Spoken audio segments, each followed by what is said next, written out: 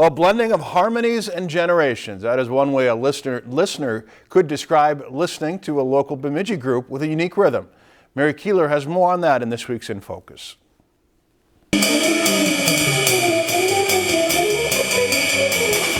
Smooth, sweeping, whimsical jazz. A sound produced by four guys who are giving a fresh twist to age-old classics that call themselves Jazz Atavist. Playing some of the really great recordings that some of the great jazz masters have done and playing them note for note. In 2009, Eric formed his first version of the group, a trio, but when he moved to Bemidji from Washington, D.C., it became a quartet. I can put myself into the music and have the passion without regulation. That passion allows them to keep old classics alive, making the testament that all jazz groups do not have to rely on improvisation. We're kind of like we're treading on new ground, but on the other hand, we're going on really old ground because what we're doing is dredging up recordings as far back as the 20s or 30s. And Eric says what makes this group so unique is that it blends two different age generations within the group,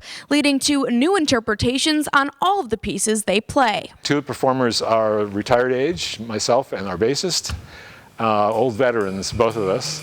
And then we have two performers, a guitarist and a drummer, who are both in their 20s. And the younger musicians feel that it's more than just playing in a jazz ensemble. There's really so much that Dan and I have been able to learn and acquire from just being around them that it's pretty inspiring. Just because Fred and Daniel are in their 20s doesn't mean their passion for playing these pieces is lacking. Reliving these classic recordings that are just almost completely perfect in of themselves, you know, and getting to kind of really get in a sort of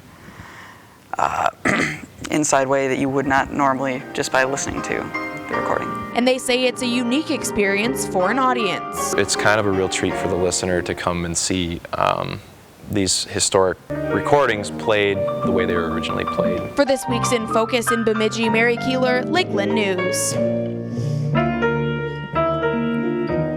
If you've enjoyed this segment of Lakeland News, please consider making a tax-deductible contribution to Lakeland Public Television.